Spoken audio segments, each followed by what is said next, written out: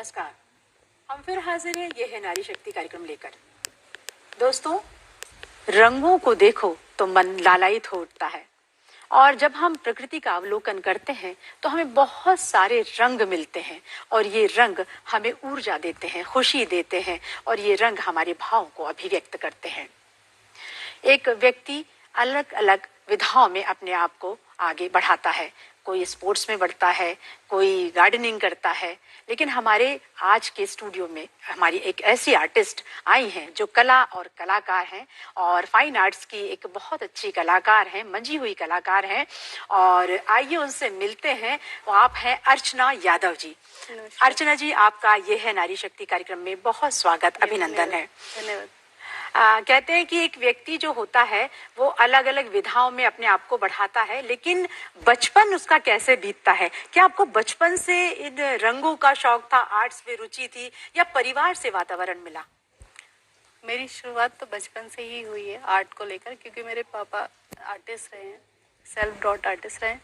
तो मुझे घर पे माहौल ही मिला है कि कलर और सब मतलब सपोर्टिव रहा है। तो पेपर, कलर और खेलना, जैसे सब सारे बच्चे खिलौने से खेलते हैं, तो मुझे कलरों से खेलने का मौका मिला। क्या बात। तो शुरुआत वहीं से हुई है। और चेहरे बनाना या ये पता नहीं कहाँ से, मतलब मुझे भी ठीक से याद नहीं है कि कैसे, मतलब पेंट में कब से करने लगी हूँ। तो बहुत सारी पेंटिंग बाद में देखा कि मम्मी संभाल के रखती थी, तो ये कब की बनी है। तो बचपन से ही शुरुआत हुई है, मेरे घर से ही हुई है। क्या बात है।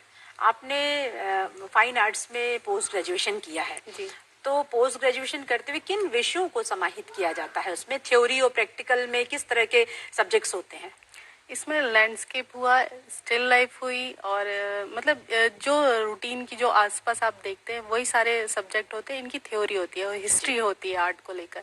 तो ये एकेडमिक पढ़ाई होती है, लेकिन मेरी एकेडमिक पढ़ाई एक तरीके से तो बचपन में ही हो गई थी। क्या बात है। तो क्योंकि घर से मैंने मूर्ति भी बनाई है और मूर्ति पे काम किया है, लैंडस्केप बनाए हैं, कॉपी वर्क काम किया है, क्योंकि मुझे मज़ा आता था कि कोई भी चीज़ को देख के एज इट इज़ बनाना। तो मैंने बहुत सारे लैंडस्केप बनाए, लोगों को ना पोर्ट्रेट में बनाती थी, जैसे पासपोर्ट फ़ोटो लिया उनकी फ़ोटो बना दी। तो मेरे लिए एक, जैसे कहते हैं कि ना, तारीफ लोगों को कई बार है ना नीचे भी लेकर आ जाती है, लेकिन मेरे लिए उल्टा काम करती थी। एप्रिसिएशन मेरे लिए हमेशा से, क्योंकि मैं बनाती थी और सब लोग तारीफ करते थे, मैं और बनाती थी। तो मुझे कभी ये नहीं लगा, और एप्रिसिएशन में मुझे कुछ ऐसा नहीं, शाबाशी ही मिलती थी। और कलर पेंट सब पापा से मिल जाता था। तो मैं वॉल पे बनाना है या किसी का पोर्ट्रेट बनाना है या कॉपी करना, तो ऐसे ढेरों काम मैंने किए हुए। और उस टाइम पे सब लोग, मुझसे भी बड़े लोग जो होते थे, मुझसे आर्ट, जैसे जैसे मेरी स्कूलिंग टाइम आई है, 11th-12th आया है, तो यहाँ पर मैं लोगों को सिखाती भी थी। मतलब बहुत उम्र में छोटे होने के बाद भी अपने से बड़ों को आर्ट सिखाती थी।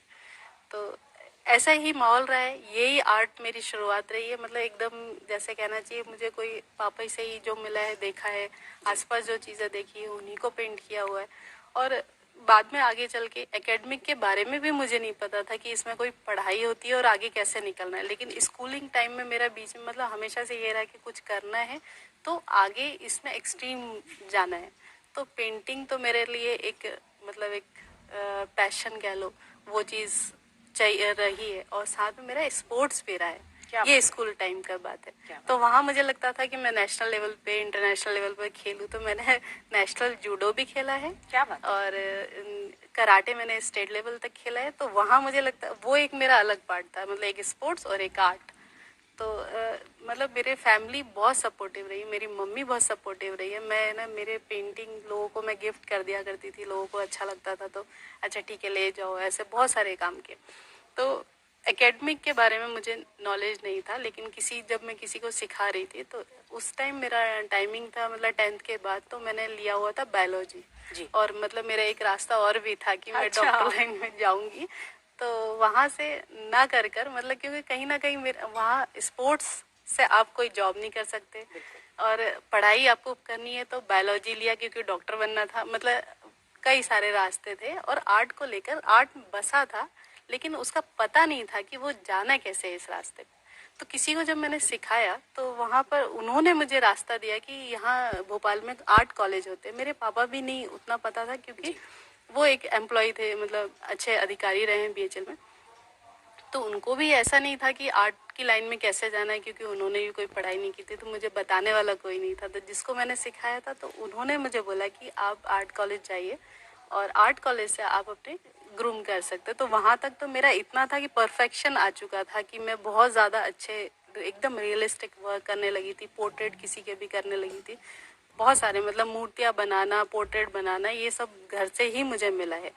मुझे सिर्फ डिग्री लेना था एक तरीके से। तो अपने आर्ट वर्क लेके मैं कॉलेज एमएलबी कॉलेज से मैं पढ़ी जी। तो एमएलबी कॉलेज मैंने दिखाया अपना आर्ट वर्क, तो मुझे प्रोफेसर राजाराम मिले, मतलब मेरे दूसरे गुरु प्रोफेसर राजाराम से मिलना हुआ। तो उन्होंने मेरे वर्क देखकर उन्होंने एडमिशन, मुझे किसी और कॉलेज में अप्लाई करने की ज़रूरत नहीं पड़ी, मुझे वहीं एडमिशन मिला। और वहाँ से मुझे और जैसे आर्ट को लेके डेप्थ में आप जानने का मौका मिलता है, तो वो एक एकेडमिक पढ़ाई से मिलता है जी। और थोड़ा रास्ता मिला कि आप है ना हिस्ट्री जान सकते हैं, जो मैंने बचपन से नहीं जाना, मैंने सिर्फ करना सीखा है। तो आर्ट एकेडमिक एक हमारे थोड़ा पॉलिश करता है जी। तो हिस्ट्री जानिए, आर्ट को लेके हिस्ट्री भी होती है, लैंडस्केप होते हैं, आपका विजन बढ़ा देते हैं देखने का। तो ये सारी चीज़ें मुझे एकेडमिक पढ़ाई से मिली है।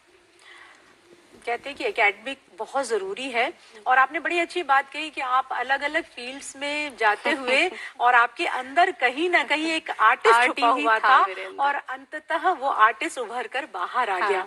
और आप एक जूडो प्लेयर भी रही, एक जूडो प्लेयर होते हुए आपने कुची पकड़ी, एक अभिनव जो कहते हैं ना संयोजन रहा आपके साथ। अर्चना जी, आप एब्स्ट्रैक्ट बनाती हैं, तो एब्स्ट्रैक्ट आर्ट क्या होता है और किस तरह से इसे बनाया जाता है? इसमें किन किन रंगों का समायोजन किया जाता है, क्या भाव होते हैं, इसके बारे में हमारे दर्शकों को जरूर बताइए।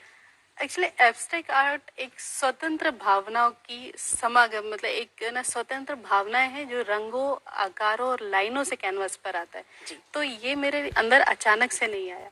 ये जब मैंने एकेडमिक पढ़ाई करी है, 5 साल करी है, जहाँ मैंने एकदम रियलिस्टिक काम किया है, सब कुछ किया, मतलब पोर्ट्रेट में मैंने मास्टर किया हुआ है, वो प्रोफेसर राजाराम के अंडर में किया है, जहाँ लाइव पोर्ट्रेट में आधे घंटे लगता होगा मुझे, और मैं बनाती थी लाइव पोर्ट्रेट।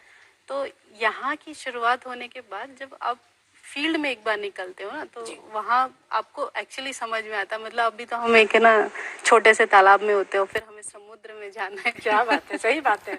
तो ये सब चीज़ें मुझे जब पास आउट हुआ तो मैंने कुछ इंटरव्यू स्कॉलरशिप के लिए होते हैं, तो वहाँ मैं पहली बार गई थी, नागपुर गई थी मैं स्टूडेंट स्कॉलरशिप के लिए, इंटरव्यू के लिए।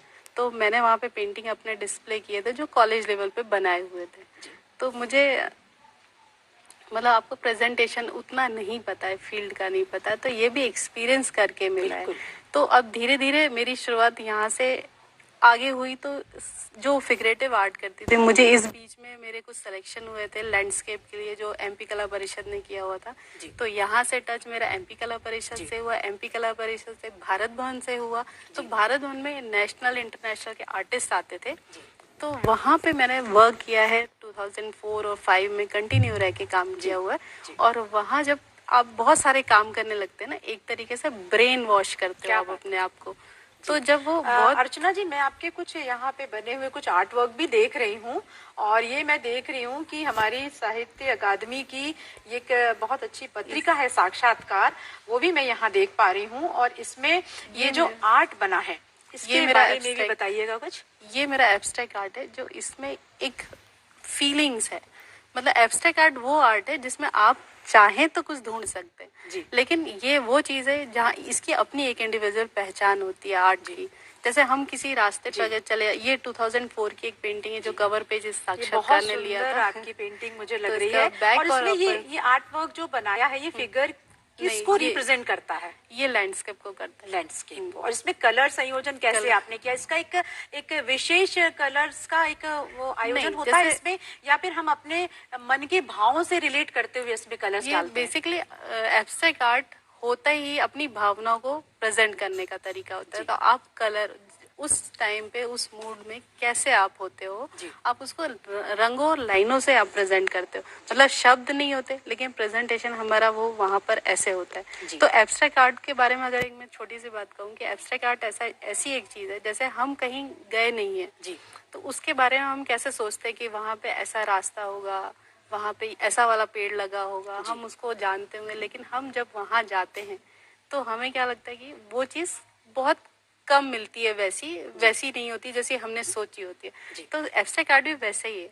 मतलब हम सोच रहे हैं कि ऐसा बना रहे हैं, लेकिन हम जैसे एक तरीके से कह लें कि ना ये नेचर में है। जैसे जी। नेचर में आप सारे पेड़ों को नहीं जानते, लेकिन जी। आप जंगल में जाते हैं तो आपको बहुत सारी चीजें मिलती है जिसका नाम नहीं है, आप नहीं भी है, नहीं जानते, बिल्कुल। बहुत सारे लोग नहीं बिल्कुल। जानते। तो सेम एब्स्ट्रैक्ट आर्ट वैसे ही है। जी।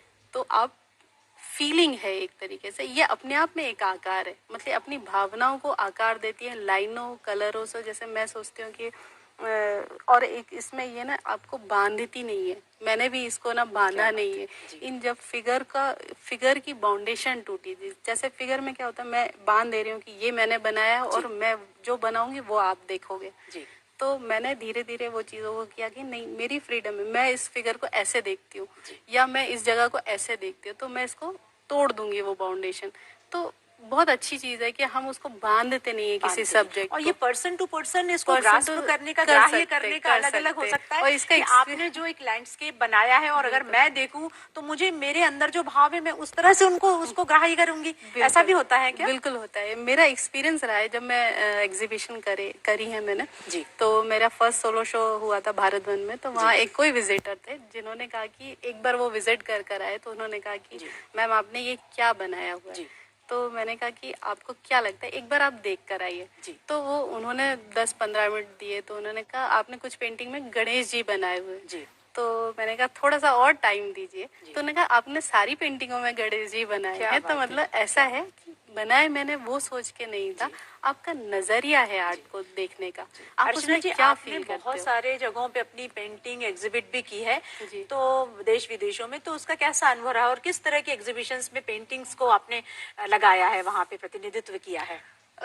मेरे सिलेक्शन होते हैं नेशनल इंटरनेशनल लेवल पे हुए, जी। जहाँ हम लोग अप्रोच करते हैं कि जी। ना मैं काम कर रही हूँ तो कहीं से चाहे मिनिस्ट्री ऑफ कल्चर हो या जो गैलरीज होती है, ये लोग आपको इनवाइट करती हैं, ऐसे कैंप भी बुलाते हैं, कैंप में भी सिलेक्शन होके आर्टिस्ट जाते हैं। तो एग्जीबिशन करने के बाद आप मतलब जो मैं काम कर रही हूँ, जो रिसेंटली मैं अपनी, क्योंकि ये एब्स्ट्रैक्ट आर्ट मेरी अब एक पहचान हो गई है जी। कि अर्चना यादव अगर है तो मतलब मेरी अगर कोई फेस नहीं देखे तो मेरा काम देख के वो जी। पहचान लेता है, ये जी। चीज़ है। क्योंकि ये डिस्कवर किया मैंने अपने आप को, क्या बात अपने अंदर इनर फीलिंग है ये। जी। तो इसी पेंट को मैं एग्जिबिट करती हूँ और गैलरीज वगैरह में। कहाँ कहाँ आपकी एग्जीबिशन हुई जैसे है? इंटरनेशनल में आप बात करेंगे तो लंदन हुआ, दुबई हुआ, सिंगापुर हुआ और स्विट्जरलैंड भी हुआ, जहाँ से मुझे अवार्ड भी मिला है। अच्छा, स्विट्जरलैंड में आपको एक बहुत बड़ा अवार्ड मिला अंतर्राष्ट्रीय, जी। उसके बारे में जरूर बताइएगा, क्या अनुभव रहा आपका? ये एक लाइफ का, मैं कहूँगी कि आगे भी शायद ऐसा नहीं हो, लेकिन है ना, ये एक बिग अचीवमेंट अवार्ड है क्योंकि ये एक यूनिक अवार्ड है। इसका आप कहेंगे कि हमेशा एक अवार्ड के लिए आर्टिस्ट अप्रोच करता है। जी। यहाँ पे आर्टिस्ट अप्रोच नहीं कर रहा था, ये वो कंपनी KBS नोटा से कंपनी है जी। जो स्विट्जरलैंड की है। ये वर्ल्ड की 94% करेंसी बनाने की मशीन बनाती है ये। जी। तो इन्होंने, ये हर साल एक ग्रीटिंग कार्ड बनाती है। जी। तो ये पूरे वर्ल्ड में से 10 आर्टिस्टों का सिलेक्शन करती है और उनमें से कोई एक आर्टिस्ट होता है जिसका सिलेक्शन करके वो अवार्ड करता है। उसमें इंडियन करेंसी में अगर मैं कहूँगी तो 5.5 लाख रुपए मुझे एक पेंटिंग का मिलता है। जी। तो उसमें इन्होंने इंटरव्यू किया था, दिल्ली में मेरा इंटरव्यू हुआ था यहाँ पर। जी। तो इन्होंने मेरे ऊपर रिसर्च किया था, 1 साल पूरा रिसर्च इनकी टीम ने किया था। मतलब मुझसे जब ये अवार्ड हुआ तो सभी ने पूछा कि ये अवार्ड को कैसे किया, क्योंकि हम भी अप्लाई करना चाहते हैं। तो मैंने कहा ये तो मैंने भी नहीं बताई, क्योंकि मैंने भी इसको अप्रोच नहीं किया। उन्होंने मुझे बताया क्योंकि मेरी क्यूरियोसिटी थी कि आप इतना बड़ा अचीवमेंट है, ये मेरे को कैसे मिल रहा है। तो उन्होंने बताया था कि एक इनका अपना एक टर्म्स एंड कंडीशन होती है कि ये आर्टिस्ट आगे चल के काम करेगा कि नहीं करेगा, या थोड़े दिन का ये आर्टिस्ट है। वो सारी चीज़ें हुई, उसके बाद बात किया उन्होंने। और मैं तब तो एब्स्ट्रैक्ट आर्ट करती थी, तो लाइव उन्होंने मेरा पोर्ट्रेट बनवाया या जो भी उनको बनवाना था। तो उन्होंने मैंने कहा कि आप पेपर और पेन दे दीजिए, मैं आप जो बोलेंगे वो मैं करके दिखा सकती हूँ। तो उन्होंने ये सब चीज़ें मतलब कहा कि आप भोपाल से बिलोंग करती हैं तो आप भोपाल को तो वैसे भी वर्ल्ड में एक गैस त्रासदी के रूप में ही जानते हैं, इसके अलावा कोई अच्छी चीज़ तो नहीं पता है। मतलब बाद में भले ही थोड़ी बहुत है, लेकिन आप कैसे रिप्रेजेंट करेंगे भोपाल को, तो हमें वैसी पेंटिंग चाहिए। तो आप देखेंगे तो यहाँ पर है मेरी पेंटिंग। ये पेंटिंग आपने बहुत सुंदर रंगों का इसमें मैंने संयोजन किया है, भारत बहुत भवन को सुंदर है। बनाया, ताजुल मस्जिद को बनाया, हमारे भोपाल की जो चीज़ें बेसिक मोमेंटो हैं वो चीज़ों को मैंने रिप्रेजेंट किया। और ये फोटोग्राफ में इतना अच्छा नहीं है जितना कि ये ओरिजिनल में अच्छा था, क्योंकि ये मेरा बेस वाइट कलर होता है, तो ये ओरिजिनल बहुत अच्छा होता है। और लगभग ये 3 फीट बाय 6 फीट की पेंटिंग है, जिनको इन्होंने लगभग 2.5 फीट बाय 2 फीट के एक ग्रीटिंग कार्ड बनता है इनका, उस पर इन्होंने ये मतलब मैं उस 2013 की एक है ना आर्टिस्ट रही हूँ उनके पूरे ईयर की। तो इनके ये ग्रीटिंग कार्ड इन्होंने जहाँ पे भी हमारे वर्ल्ड में इनकी कंपनियां हैं वहाँ पे ये ग्रीटिंग कार्ड रहा है जी। तो ये अच्छा, तो बहुत अर्चना जी मैं ये भी देख पा रही हूँ, ये भी बहुत खूबसूरत ये आपने भी बनाया ताजुल है। मस्जिद का है। अच्छा तो ये बेसिकली मैं बेस मेरा वाइट होता है, वाइट स्पेस इतनी मज़ेदार होती है, मतलब हम स्पेस है वो पूरी स्पेस है, आप कितनी भी उड़ान भर सकते हो। तो मेरे लिए भी ये बहुत अच्छा, मतलब जितनी बड़ी पेंटिंग मैं करती हूँ उतना मुझे मज़ा आता है। तो जब इसका ओरिजिनल देखते हैं तो बहुत खूबसूरत लगता है, मतलब मैं बता नहीं सकती, वो फीलिंग मेरे लिए कोई उससे बड़ी कोई खुशी नहीं देता है। ये कुछ मैं आपके और ये आर्ट मेरे पहले के हैं, देख रही हूँ, ये कॉलेज टाइम के भी पहले के काम है। तो ये पेंसिल आर्ट है, पेंसिल आर्ट कहलाते हैं। पेंसिल आर्ट है ये, मतलब मेरी शुरुआत यहाँ से हुई है, इन चीजों से शुरुआत होके मैं एब्स्ट्रैक्ट आर्ट पर आई। क्या बात है, क्या बात। तो ये आपके मतलब बहुत पहले के बहुत पहले के, आज से आप कह लेंगे कि 20 साल 22 साल पुरानी चीजें हैं जी ये। जी। अच्छा अर्चना जी, आप एक फाउंडेशन भी रन करती हैं, आप ट्रस्टी हैं फाउंडेशन की, और उस फाउंडेशन में किस तरह की गतिविधियां होती हैं, किस तरह का आप कार्य करती हैं, उसके बारे में जरूर बताइएगा। ये फाउंडेशन की शुरुआत तो मेरी ऐसी हुई है क्योंकि मैंने ये आर्ट फील्ड में स्ट्रगल बहुत किया है। मतलब आपका कोई गॉड फादर नहीं है तो आप बहुत आगे नहीं जा सकते, लेकिन मैंने बहुत फाइट किया है इस सब चीज़ों के लिए। तो मैंने यही सोच के इस फाउंडेशन की नींव डाली है कि जहाँ पे आर्टिस्ट को एक अच्छा प्लेटफॉर्म मिले, जो अच्छे आर्टिस्ट हैं वो आगे जाए। तो मैंने इस आर्ट फाउंडेशन की शुरुआत, मेरी बेटी आई थी तो ऑब्वियसली उस टाइम पे मैं थोड़ा सा काम करने के लिए 2 साल मुझे उसको ही देना था कि वो आई है तो उसको, तो उस दौरान मैंने 2018 में इस फाउंडेशन की नींव रखी। और इसका बेसिकली मकसद ही ये है कि आर्टिस्ट को एक अच्छा प्लेटफॉर्म दें, आप उनकी मतलब हम उनको एक आर्ट के बारे में बताएं। एक आगे प्लानिंग भी है कि हम एक आर्ट स्कूल भी खोलेंगे, पर अभी ये फ्यूचर प्लानिंग।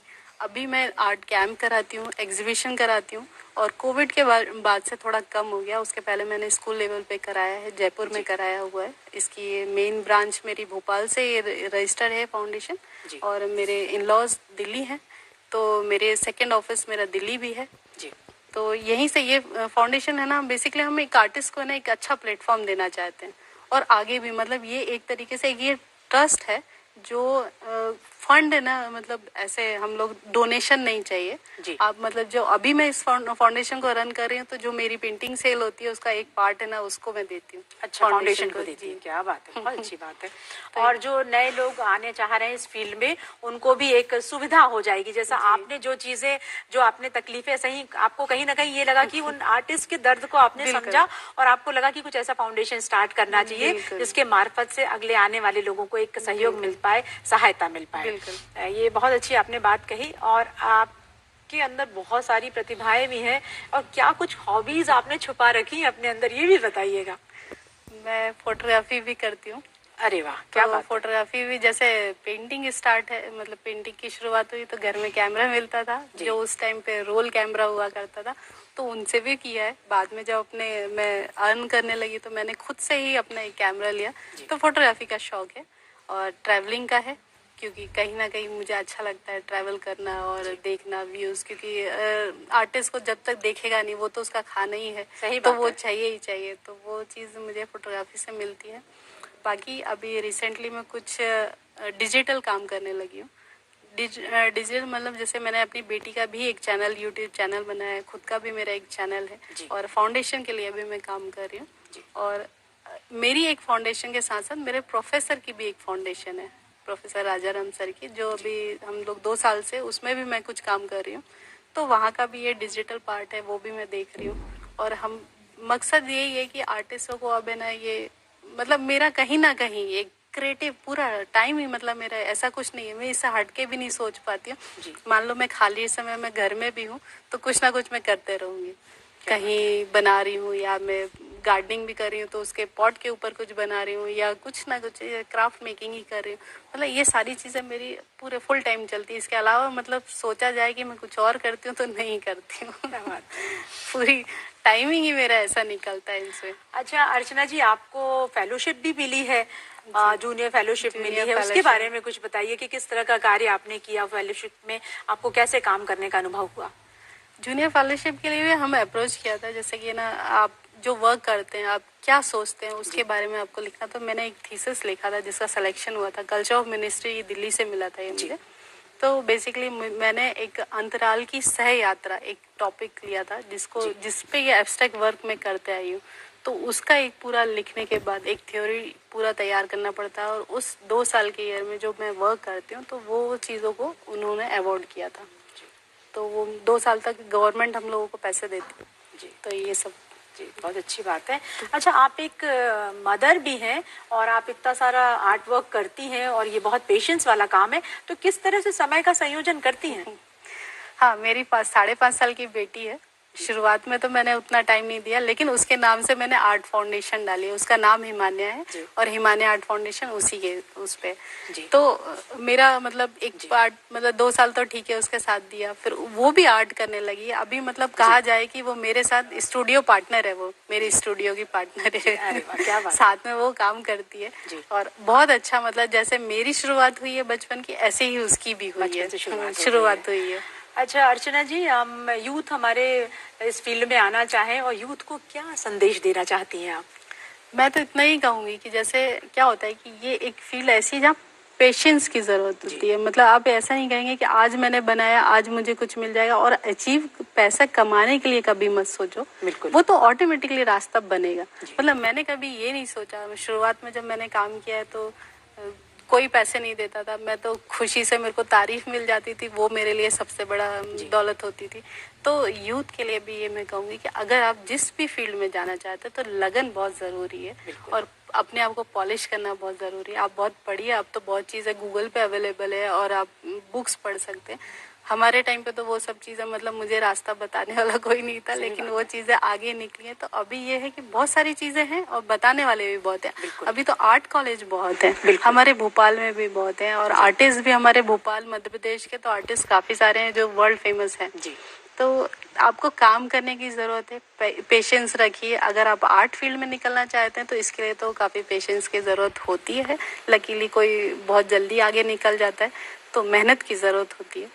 कहते हैं ना, शिद्दत से आगे बढ़ते जाइए, राह आपको मिलते जाएंगे। मेरे साथ भी यही रहा है ना। देखिए मेरी शुरुआत कहाँ से हुई थी, मैं स्पोर्ट्स में निकलना चाहती थी, मैं डॉक्टर बनना चाहती थी। बहुत सारी फील्ड से होते हुए आप आज यहाँ इस मुकाम पर हैं। फाइनली वो क्या था, वो पता ही नहीं था ना कि वो हमारी एक आर्ट फील्ड होती है और वहां से निकलते, ये चीज नहीं पता। वो तो मेरा एक मतलब मेरे खून में ही है, तो उस चक्कर में वो सब चीजें चलते रही हैं, बहुत निकल गया रास्ता। मेरे गुरु पहले पिताजी थे, बाद में मेरे प्रोफेसर राजा राम रहे, और बाकी तो फिर ना दुनिया सिखाई देती है। बिल्कुल बिल्कुल। कला और कलाकार में आज हम मिले अर्चना यादव जी से, जो एक बहुत अच्छी कलाकार हैं और आज एक स्थापित गृहिणी है, एक प्रोफेशनल वर्कर हैं। आप हमारे स्टूडियोज में आई, आपका बहुत बहुत धन्यवाद। नमस्ते। और दर्शकों, अगले कार्यक्रम में कुछ नए रंग लेकर हम अवश्य आएंगे। तब तक के लिए इजाजत दीजिए, नमस्कार।